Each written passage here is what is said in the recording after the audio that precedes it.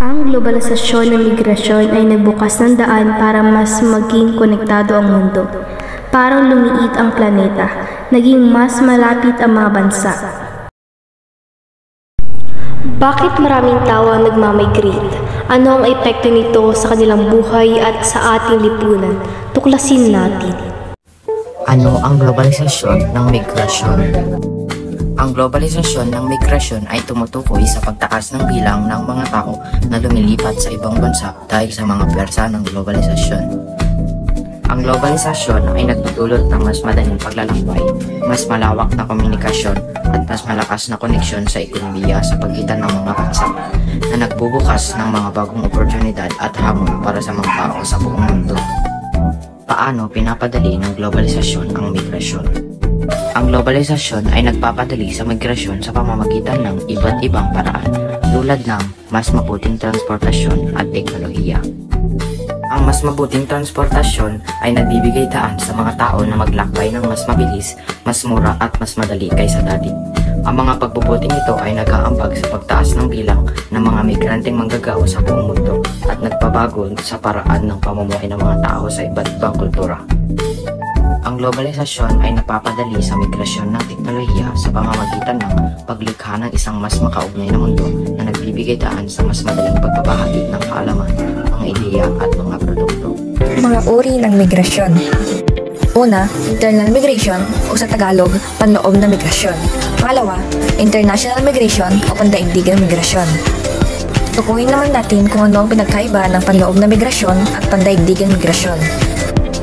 Ang panloob na migrasyon ay ang paglipat ng mga tao mula sa isang lugar patungo sa ibang lugar sa loob ng parehong bansa. Halimbawa, paglipat ng isang pamilya mula sa probinsya patungo sa Maynila para maghanap ng trabaho. Ang pandaigdigang migrasyon naman ay ang paglipat ng mga tao mula sa isang bansa patungo sa ibang bansa. Halimbawa, isang Pilipinong manggagawa na nagpunta sa Saudi Arabia para magtrabaho bilang OFW o Overseas Filipino Worker. Mga dahilan ng migrasyon, push and pull factors. Bakit nga ba nagmamigrate ang mga tao? Maraming dahilan kung bakit nagmamigrate ang mga tao. Maaaring dahil sa kabuhayan, tirahan, edukasyon, oportunidad at dahil din sa mga sakunang nagaganap sa kanilang pinanggalingan. Merong dalawang uri ng migrasyon, ang push factor at pull factor. Unahin muna natin ang push factor. Ang push factor ay mga negatibong salik na nagtutulak sa mga nilalang upang maglipat o mandayuhan at umalis sa kasalukuyang tinitirahang lugar. Ito ay ginagawa dahil sa paghahanap ng kapayapaan o dahil sa mga kalamidad kagaya ng pagputok ng bulkan o ang lugar na ay nasalanta ng bagyo. Mga halimbawa ng push factor. Una, pag-iwas sa kalamidad. Sa panahon ngayon, halos sabay-sabay o sunod-sunod ang mga kalamidad na nangyayari kaya ito ay nagtutulak sa atin upang lumipat sa mas maayos at safe na lugar.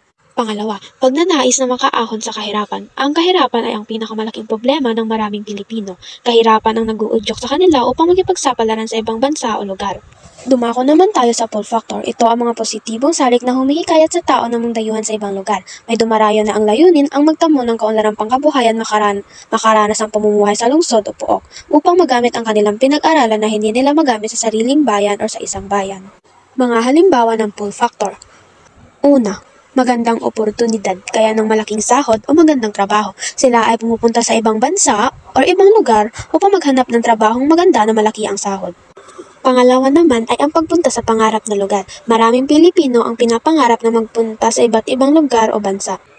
Mga bansang gaya ng United States of America, Saudi Arabia, UAE, Malaysia, Canada, Australia, Italy, United Kingdom, Qatar at Singapore. Ngayon, tatalakayan natin ang positibo at negatibong epekto ng migrasyon. So, ano nga ba ang positibo at negatibong epekto ng migrasyon? Ito ang tatalakayin natin. Ang unang tatalakayin natin ay ang positibong epekto ng migrasyon. Ang una nito ay ang paghahanap buhay sa ibang lugar o abroad ay nagbibigay ng mas mataas na pagtingin sa pamilya. Mas tumataas ang tingin ng mga dating kasamahan sa narating ng isang Overseas Filipino Workers o OFW. Sa loob ng isang tahanan, mas pinakikinggan ang desisyon ng isang OFW dulot ng kanyang estado sa buhay. Pangalawa, ang konsepto ng brain gain na kung saan ang pagiging isang trade employee o exchange student ay lubhang makatutulong na maging globally competitive ang kumpanya o paaralan. Pangatlo, malaki ang epekto sa pamilya ng migrasyon. Mas maginhawa ang buhay ng mga pamilyang may OFW. sapagkat ang mga remittances na ipinadadala ng mga kamag-anak ay nagagamit sa higit na mas malaking paggasta. Mas higit na naging ligtas ang pamilya sa mga vulnerable na issue sa lipunan. Ngayon naman, ang tatalakayin natin ay ang negatibong epekto ng migrasyon. Una, ang konsepto ng brainwaves ay nangangahulugang nasasayang ang pinag-aralan sapagkat sa paghahangad ng mas mataas na sahod ay pumayag na hindi ang napag-aralan ay siyang maging trabaho. Halimbawa, ang isang doktor ay pumapayag na maging nurse, isang guro bilang domestic helper o kasambahay. Pangalawa, ang konsepto ng brain drain ay nalalason ang mga magagaling na empleyado ng bansa upang pasukin ang mga hanapbuhay na hindi pang matagalan at sa mababang posisyon ng kumpanya. Tatlo, diskriminasyon. Ang pagpapauwi sa mga kababaihan sapagkat sila ay buntis o pagmamaltrato ng mga amo o kasamahan ng ibang lahi sa trabaho. Hindi pantay na benepisyong ibinibigay sa mga empleyado. Ito ang mga halimbawa ng globalisasyon ng migrasyon. Una, ang mga mag-aaral. Maraming mga mag-aaral mula sa iba't ibang bansa ang nag-aaral sa mga prestiyosong universidad sa mga bansang tulad ng Estados Unidos, United Kingdom at Australia. Pangalawa, ang mga refugee. Ang mga tao na nakakatakas mula sa mga bansang may kaguluhan o digmaan tulad ng Syria, Afghanistan at Sudan ay naglipat sa mga bansang tulad ng Alemanya, Sweden at Canada upang makahanap ng ligtas na tirahan. Hamon at oportunidad, gawaing pangkabuhayan. Kilala dati ang Pilipinas dahil sa ating agrikultura, madaming mga bansa ang dumadayo para lamang matuto. Dahil sa limitadong budget na binibigay ng pamahalaan at murang pagbili ng kanilang produkto, mas bumababa ang kita ng mga magsasaka.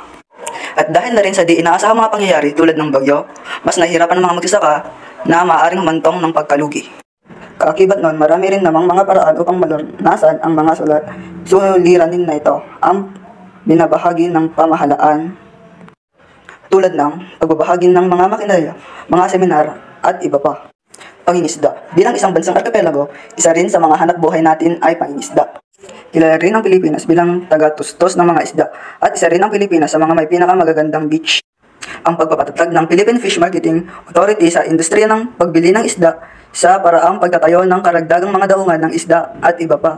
Malaking hamon naman na kinakaharap ng mga mangingisda ay ang pagbabago ng klima o tinatawag ding climate change.